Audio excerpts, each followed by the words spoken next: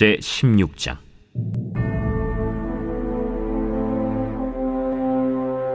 아사왕 제36년에 이스라엘 왕 바아사가 유다를 치러 올라와서 라마를 건축하여 사람을 유다왕 아사에게 왕래하지 못하게 하려 한지라.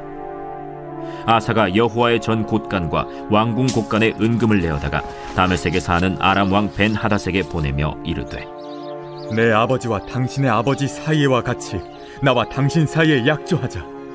내가 당신에게 은금을 보내노니 와서 이스라엘 왕 바아사와 세운 약조를 깨뜨려 그가 나를 떠나게 하라. 벤하닷이 아사 왕의 말을 듣고 그의 군대 지휘관들을 보내어 이스라엘 성읍들을 치되 이온과 단과 아벨마임과 납달리의 모든 국고성들을 쳤더니 바아사가 듣고 라마 건축하는 일을 포기하고 그 공사를 그친지라. 아사 왕이 온 유다 무리를 거느리고 바아사가 라마를 건축하던 돌과 제목을 운반하여다가 게바와 미스바를 건축하였더라. 그때 선견자 하나니가 유다 왕 아사에게 나와서 그에게 이르되, 왕이 아람 왕을 의지하고 왕의 하나님 여호와를 의지하지 아니하였으므로 아람 왕의 군대가 왕의 손에서 벗어났나이다. 구스 사람과 룹 사람의 군대가 크지 아니하며 말과 병거가 심히 많지 아니하도이까. 그러나 왕이 여호와를 의지하였으므로 여호와께서 왕의 손에 넘기셨나이다. 여호와의 눈은 온 땅을 두루 감찰하사 전심으로 자기에게 향하는 자들을 위하여 능력을 베푸시나니 이 일은 왕이 망령되이 행하였은즉 이후부터는 왕에게 전쟁이 있으리이다.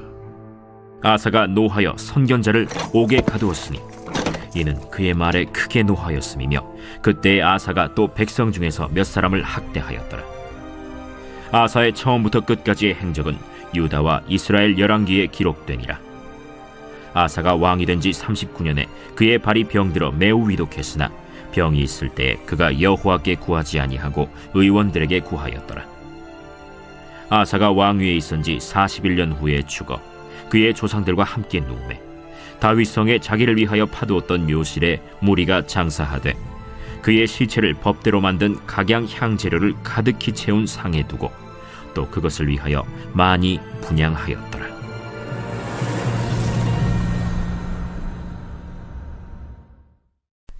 매일 성경과 함께하는 아름빛교회 말씀 묵상 아름빛 바이블 키트 시간입니다. 2025년 10월 3일 금요일, 오늘 함께 나눌 말씀은 역대하 16장 1절부터 14절까지의 말씀입니다. 오늘부터 긴 명절 연휴가 시작됩니다.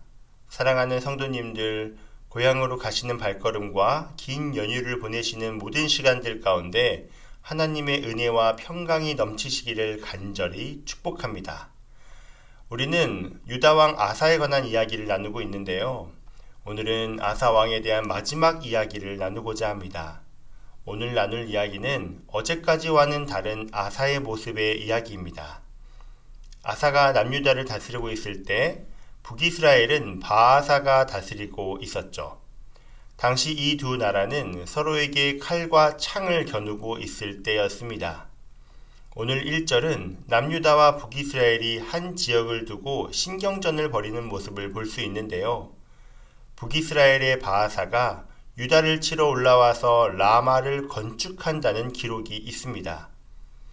라마는 남과 북을 연결하는 매우 중요한 곳으로 교통의 요지라고 할 수 있습니다. 이곳에 북이스라엘이 무언가를 만든다는 것은 남유다가 북쪽으로 진출하는 것을 막는 것을 의미하기도 합니다. 유다와 북이스라엘, 분명히 갈등이 일어날 만한 상황입니다. 당시 이 지역의 정세를 보게 되면 북이스라엘은 국경을 접하고 있는 아람과 조약을 맺고 있는 동맹 관계였습니다. 이 구도는 다시 말해 남유다에게 있어 북이스라엘뿐 아니라 아람도 적으로 간주될 수 있음을 의미하는 것이죠. 그런데 여기서 유다는 북이스라엘과 갈등이 생기자 아사는 지금까지 보였던 신앙인으로서의 모습을 보이지 않습니다. 이전에 우리가 아사에 대해 다시 떠올려 보면 아사는 하나님께 돌아오려는 종교개혁을 일으킬 뿐 아니라 태후의 자리에 있었지만 아세라의 가증한 목상을 만들었다는 이유로 마아가를 폐위하는 모습을 보였습니다. 하나님 앞에 신실하게 살아가기 위해 오직 여호와 신앙을 지키고자 하는 열정이 잘 나타났던 사람이었습니다. 구스 사람들이 이스라엘을 쳐들어왔을 때 주밖에 도와줄 이가 없다는 기도를 하며 하나님만을 의지하고 붙들었던 왕이었죠. 하지만 지금 아사는 이전과는 완전히 다른 모습을 보입니다. 2절과 3절의 말씀입니다.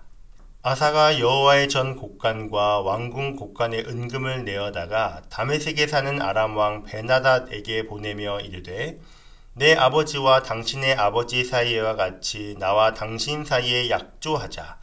내가 당신에게 은금을 보내노니 와서 이스라엘 왕 바하사와 세운 약조를 깨뜨려 그가 나를 떠나게 하라 하매. 아사는 베나닷에게 북이스라엘과 맺은 조약을 깨고 자신을 도와달라고 청합니다. 심지어 은금을 바치면서까지 말이죠. 중요한 것은 이 은금이 어디서 나왔냐 하면 바로 여호와의 곡간에서 나왔다는 사실입니다. 하나님의 성전에서 하나님을 찾아야 할 유다왕 아사가 하나님의 성전을 탈취하여 적에게 바치고 있는 것입니다. 하나님이 아닌 다메섹의 아람 왕 베나닷에게 의지하는 실수를 범합니다. 성전과 왕궁 곡간의 은과 금을 꺼내 베나닷에게 조공으로 바치며 자청하여 아람의 굴레로 들어갑니다. 이전까지 우리가 보았던 아사의 신앙의 모습을 찾아보기 힘듭니다. 하나님께서는 선견자 하나니를 통해 아사에게 경고하십니다. 그때 선견자 하나니가 유다왕 아사에게 나와서 그에게 이르되 왕이 아람 왕을 의지하고 왕의 하나님 여호와를 의지하지 아니하였으므로 아람 왕의 군대가 왕의 손에서 벗어났나이다. 하나님께서는 선견자 하나니를 통해 아사가 하나님을 의지하지 않은 죄를 책망하십니다. 하지만 여기서 아사는 다시 한번 불신앙적인 모습을 드러냅니다. 아사는 하나님이 보내신 사람의 말을 듣지 않습니다. 선견자를 옥에 가둡니다. 오늘 말씀은 참 여러 가지의 묵상을 하게 됩니다. 몇 가지를 나누어 본다면 첫 번째, 하나님을 의지하는 것도 훈련이 필요합니다. 초창기 아사는 하나님을 의지하는 훈련으로 잘 자라났던 사람이었습니다. 의지적으로 여호와 신앙을 가장 최우선으로 두며 살아갔습니다. 어머니가 우상을 섬겼을 때도 여호와 신앙을 잘 지키기 위해 회의를 하기도 했습니다. 아사가 여호와 신앙을 지키려는 모든 순간은 사실 하나님께로 향하고자 하는 훈련이었습니다. 하지만 어느샌가 아사는 하나님이 아닌 세상을 의지합니다. 더 강해 보이는 것을 의지합니다. 나에게 당장, 지금, 직접적으로 도움을 줄 것 같은 대상을 의지합니다. 하나님을 붙들려는 의지의 훈련이 사라지고 세상을 의지하는 본성이 나타납니다. 사랑하는 성도님들, 우리는 매 순간 하나님을 의지하는 훈련을 해야 합니다. 한시라도 하나님을 의지하고자 하는 생각을 늦추면 우리의 생각과 삶에 세상이 자리 잡습니다. 당장 나에게 도움이 되는 누군가, 지금 문제를 해결할 무언가를 붙들게 됩니다. 하나님의 방법으로 하나님의 때까지 기다릴 수 없는 조급함에 하나님을 의지하는 방법을 의도적으로 외면합니다. 하지만 하나님이 아닌 세상의 것을 의지할 때 결국은 의지했던 세상의 것으로부터 버림받게 됩니다. 마치 썩은 동아줄을 잡는 것과 같은 이치인 것이죠. 오늘 나온 아사와 베나닷과의 관계가 바로 이러했습니다. 하나님을 의지하는 것은 훈련이 필요합니다. 그리고 그 의지의 훈련으로 우리의 삶의 습관으로 체득되어야 합니다. 하나님을 의지하는 훈련이 멈춰진 아사는 말년에 가서 죽을 병이 걸렸을 때도 하나님을 의지하지 않습니다. 의지의 훈련들이 어느샌가 희미해지며 주밖에 도울이 없다고 한 아사의 삶은 온데간데 사라지고 말았습니다. 사랑하는 우리 성도님들, 하나님을 붙들고 의지하는 삶의 모습이 우리 자신도 모르게 하나님을 붙드는 습관으로 잘 새겨지시기를 간절히 축복합니다. 그런가 하면 오늘의 묵상 두 번째, 책망은 하나님의 경고이기도 하다는 사실입니다. 아사의 변질과 완악함으로 인해 아사의 길은 점점 내리막으로 치달아 백성을 학대하는 악행을 범하는 때까지 이릅니다. 하나님께서 책망을 하시는 것은 실수를 깨닫고 돌이킬 수 있는 기회를 주시는 것입니다. 하지만 아사는 하나님의 경고를 무시하며 눈과 귀를 닫고 내리막을 향해 달려갑니다. 우리는 완벽하지 않습니다. 그러기에 우리는 실수하고 넘어집니다. 하나님 앞에 잘 해보려다가도 넘어지기도 하고 스스로의 교만으로 인해 넘어지기도 합니다. 우리가 넘어지는 이유들은 참 많습니다.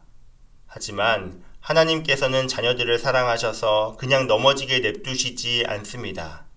반드시 다른 하나님의 사람들을 통해 훈계하시고 책망하시며 돌이키십니다. 하나님께서는 종종 이런 방식으로 하나님의 사람들을 돌이키셨습니다. 다윗이 죄를 지었을 때 나단 선지자를 통해서 책망하시기도 했고, 니느웨가 아닌 다시스로 전도를 도망할 때 벳사람들을 통해서 하나님은 책망하시기도 했습니다. 책망이라는 것은 참 쓰리고 아픕니다. 하지만 하나님의 사람들에 의한 책망은 넘어지는 우리를 다시 세우는 기둥입니다. 때로는 아프고 쓰라리게 들리는 책망일지 모르지만 그 책망이 있기에 우리는 다시금 하나님의 사람들의 손을 붙들고 일어설 수 있습니다. 그래서 책망은 기회입니다. 오늘 말씀에서 아사는 그 기회를 저버립니다. 그래서 너무나도 안타깝습니다. 사랑하는 성도님들, 우리의 삶에도 우리를 사랑으로 책망하는 분이 있다면 우리의 삶은 복된 인생입니다. 무풀보다는 악풀이 낫다라는 말 들어보신 적 있으신가요? 아무 말을 하지 않는 것보다 안 좋은 말을 하는 것이 더 낫다라는 우픈 이야기입니다. 우리의 귀에 쓰라린 책망의 이야기는 우리를 향한 하나님의 사랑의 마음이라는 것을 꼭 기억하셨으면 좋겠습니다. 오늘 하루 하나님을 의지하는 습관이 조금 더 길러지는 하루로 우리의 삶에 책망을 받는 일들을 감사함으로 사랑으로 받고 돌이키는 복된 하루가 되시기를 간절히 축복합니다. 다 함께 기도하겠습니다. 거룩하신 하나님 아버지, 우리가 그동안 지켜보았던 아사 왕은 하나님 보시기에 참 훌륭한 왕이었지만 오늘 말씀을 통해 완전한 사람은 없음을 보게 됩니다. 여호와 신앙을 붙들었던 아사가 어느샌가 하나님을 의지하지 않고 하나님이 아닌 세상을 의지하며 잘못된 삶의 방식을 따라갔을 때, 그때 하나님께서는 아사에게 책망을 하셨고 아사는 그 책망을 들었음에도 하나님의 책망을 외면한 것을 보았습니다. 주님, 우리의 삶에 먼저는 하나님을 의지하는 훈련을 통해 하나님을 붙들고 의지하는 것이 우리의 몸에 체득된 삶을 살아가게 하여 주시옵소서. 매 순간 다른 어떠한 것들보다도 하나님을 의지하는 인생이 되게 하시고, 때로 우리가 실수했을 때 하나님의 사람을 통해 책망하실 때 듣는 마음을 주사 하나님께로 돌이키는 은혜 또한 허락하여 주시옵소서. 오늘부터 명절 연휴가 시작됩니다. 우리 성도님들의 발걸음을 안전하게 지켜주시고 모든 만남 가운데 평강과 화평의 복을 더하여 주시옵소서. 감사합니다. 살아계신 예수 그리스도의 이름으로 기도합니다. 아멘.